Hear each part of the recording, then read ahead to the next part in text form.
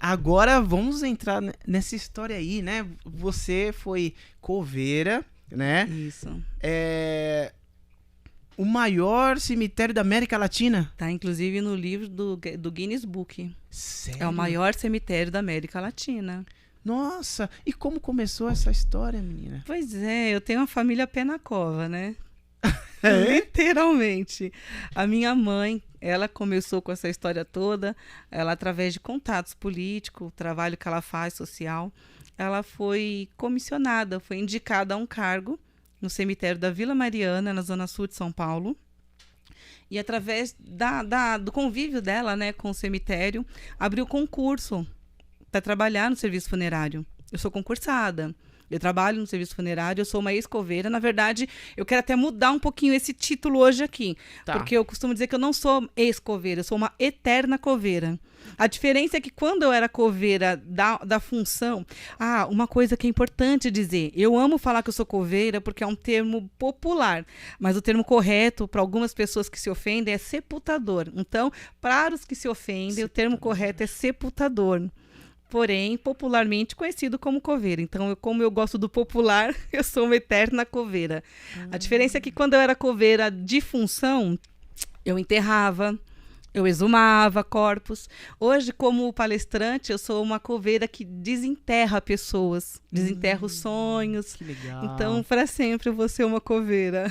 Poxa, e começou quando? E aí foi com a minha mãe, né? Quando houve o concurso, em 2012, Sim. nos inscrevemos. Na verdade, eu não ia me inscrever. Ela me inscreveu meu pai, meu irmão, todo mundo da família. E eu falei, o que eu quero? Ser coveira? Tá doida? Vai me inscrever num negócio desse? E ela pagou a inscrição. E aí eu falei, pagou a inscrição, vou lá fazer a prova.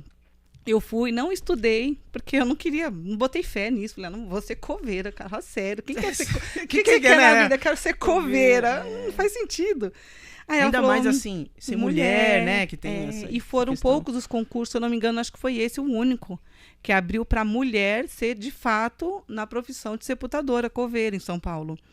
E aí foi quando eu fiz essa prova. Fui fazer a prova, não estudei, não me dediquei, passei, não por méritos meus, mas por mérito dele, que já tinha um plano para tudo isso. Verdade. E aí a segunda fase, porque tinha a segunda fase para fazer a prova, que é a parte física, corrida, abdominal. Eu falei, caramba, pra quê? O pessoal vai colocar um caixão nas costas e vai sair correndo na quadra? Pra que isso? Não fazia sentido. Mas vamos lá, olímpico, né? Carregar e jogar o caixão. Pá, isso. Ai, cara, foi uma barata. Mas aí foi interessante que quando eu passei na parte teórica, me despertou alguma coisa. Eu falei, legal. Passei no concurso, a primeira fase, né? Tem um potencialzinho aí. Aí foi quando eu me esforcei um pouquinho, fui treinar, fui caminhar, fui correr para fazer a parte, de fato, física. Aí a segunda fase da parte física realmente deu certo, passei. Meu pai entrou também no concurso, eu entrei. Meus irmãos foram trabalhar de jardineiros em outros cemitérios, enfim. Por isso a família Pé na Cova. Olha só! A família inteira, então, praticamente. Seu pai... Você e... Hoje um irmão, porque eu perdi um irmão. Ela tá 5 anos. Poxa, meus obrigada. Dureza.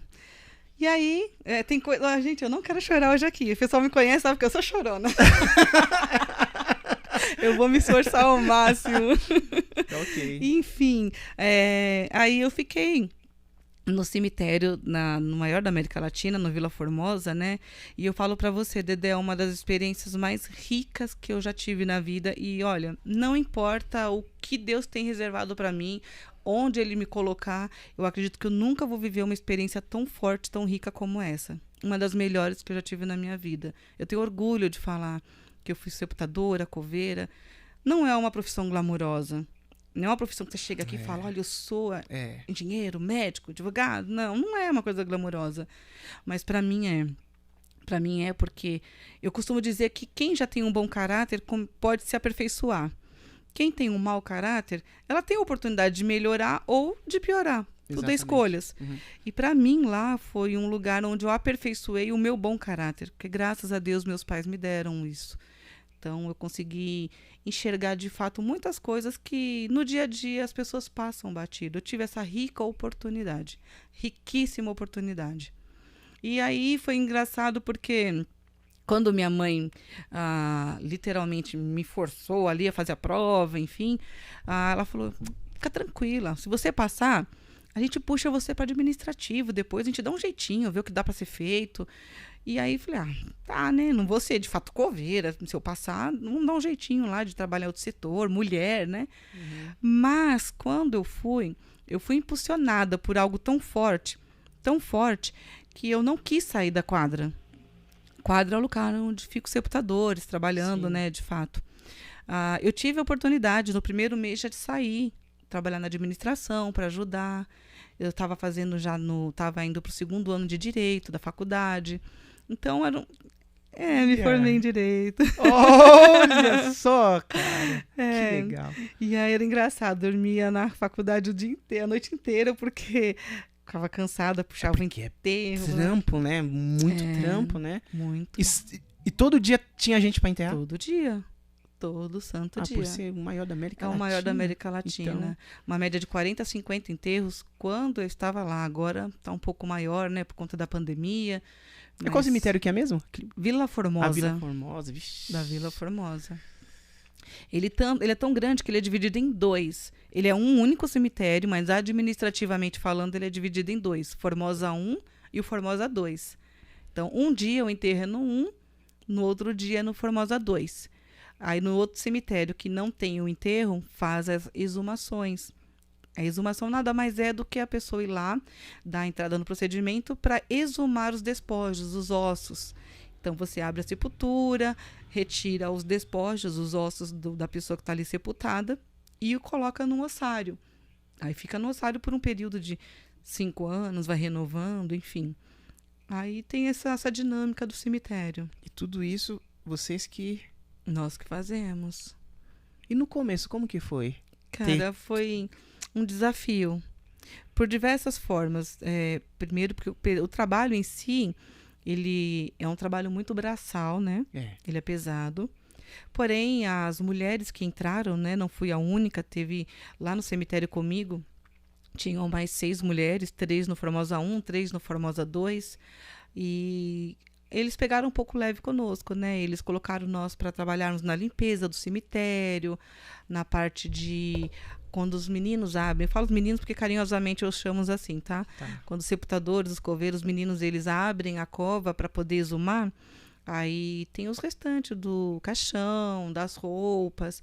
Então, eles abrem as covas, colocam para fora, então a gente ficava com rastelo, juntando, separando a terra da madeira, das roupas, né? Para deixar preparado para um sepultamento. Então, as mulheres ficaram mais com essa parte. Porém, eu sou muito acelerada. Eu gosto de botar a mão na massa. Então eu fui... você dirigindo o trator, cara, eu falei... Aí eu... Tratorzão lá, Vambora. Rodei muito aquele cemitério com aquele trator, viu? Muitas aventuras. Foi engraçado, né? E assim, no começo foi complicado para nós mulheres. Infelizmente, existe o machismo, até nas profissões não glamourosas, né? Não quero aqui ficar levantando bandeira, defendendo uma coisa ou outra, mas eu tô aqui para falar de fato o que eu vivi, né? Uma experiência que é real, que eu passei, não me contaram.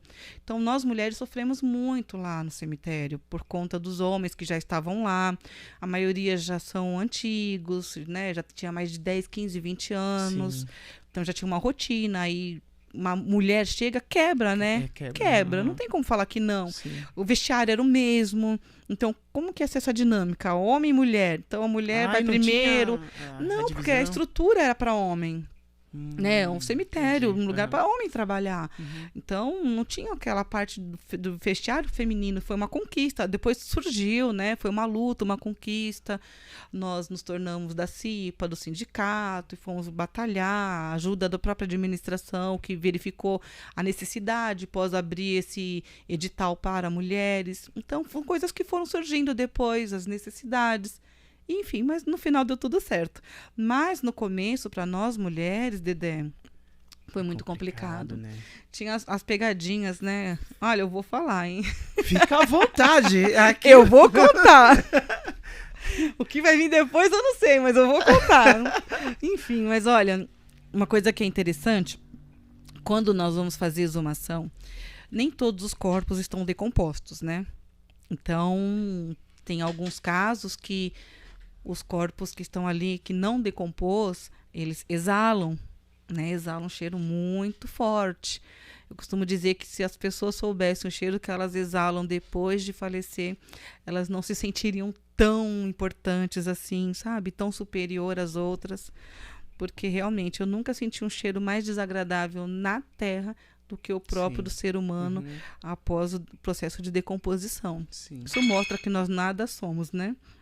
Enfim, e lá, quando nós estávamos em exumação, não a exumação com a família, porque tem um momento da exumação com a família, que nós vamos até a cova específica, abri-la para exumar, e tem o dia da exumação, que é uma tarefa onde todos os sepultadores estão ali para aumentar o número de covas disponíveis para o enterro. Sim. Então, nesse dia, que a tarefa geral para todo mundo fazer exumação, tinha as pegadinhas com as mulheres, porque quando o corpo não estava em decomposição, você mesmo, na mesma sepultura, você já podia fechar ela ali e ir para a próxima. Então, alguns meninos danadinhos... Então você tinha que ficar abrindo todas. Não nós, os homens. Homens. Até então, os homens. As mulheres, como eu falei, ficavam de fora, ajudando, limpando, arrastelando a terra.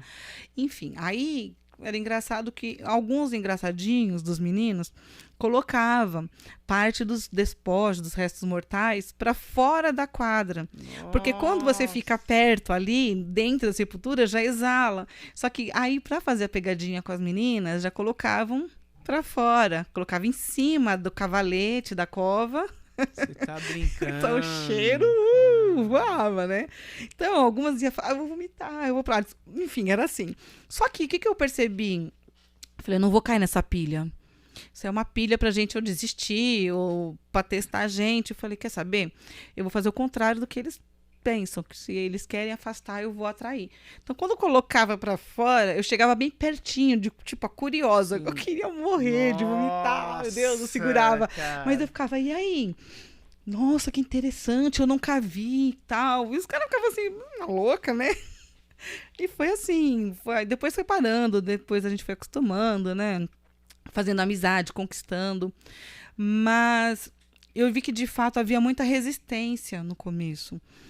Como eu fui um pouco articulada, estudava, então me indicaram para ser cipeira, me indicaram a ser do sindicato, para batalhar, né? É uma coisa que já está na minha veia, eu trabalho com social já há mais de 25 anos, então são coisas que brotam, né? Onde você tá, pula, é seu instinto, é sua essência, não tem como você fugir do que disso. você é. Então lá, da mesma maneira, eu fui batalhar por algumas coisas, eu via, poxa, a ergonometria tá complicado aqui. Os caras trabalham com umas ferramentas estranhas, machuca. Você falou o quê? Ergonometria. O que é isso? A questão de você trabalhar com a ferramenta correta. Por exemplo, quem está no escritório tem que ter uma cadeira correta, adequada. Entendi. Se está no computador, tem que ter um apoio de mão. Quem está, por exemplo, como sepultador, tem a pá. A pá, se você tem 1,90 m, como meu filho, te dá uma pá de 1,20 m, ele vai ficar corcundão lá fazendo o trabalho, e isso vai, em algum momento, lesioná-lo. Então, são questões simples, muito simples, que dá para se resolver através de pequenas lutas, né? Mas você acredita que até nisso eu tive resistência? Porque quando eu fui falar, nós temos que fazer isso para melhorar isso, melhorar aquilo, melhorar. Sabe o que eu ouvia dizer? Você quer melhorar porque você chegou agora e quer pegar um negócio bonitinho, né? Mas eu já tô há 20 anos sofrendo aqui, sofra junto. Mas sabe, não é uma... Mas nunca lutou pela classe, né? Não. A melhoria, né? Tem, lógico que sempre teve os que lutaram. Imagina, eu cheguei agora, tô 9 anos na funerária, tem muita gente guerreira que lutou, muitas que eu espelho, inclusive, até hoje. Mas tem coisas que só quem tá na função consegue, de fato, enxergar. Tem coisas que você tem que enxergar macro. Eu tenho que enxergar todo o estúdio aqui, olhar geral. Tem coisas que eu preciso olhar micro, só o microfone, a posição. Eu tô falando legal, tá chegando ali o áudio. Então, quando você tá na função, você olha micro. Então, o micro para mim era o quê? O cara tinha que ter uma pá decente para abrir uma cova e não prejudicá-lo tanto. Porque prejudicar é inevitável, o serviço é braçal. Mas, enfim, estamos ali porque nós escolhemos. Mas a questão é que, por eu ser mulher, nós termos, né? Quando eu falo eu, estou incluindo as minhas amigas que estavam lá de fato conosco, que batalharam Quantas junto. mulheres? Quantas No mulheres? Formosa éramos em 6. Em 6 mulheres. No E quantos Formosa 1, homens? 3. Na época, Dedé, eu acho que tinha uns 15, 18 ou Entendi. 20, alguma coisa assim. Né? Porque depois ia aumentando, diminuindo, alguns desistiram. Muitos homens desistiram e nós mulheres ficamos lá, em firme e forte. Sério? Muito. Cara? No concurso que nós passamos, muita gente pediu arrego. Não aguentou, Porque não. não aguentou o tranco. Não aguenta.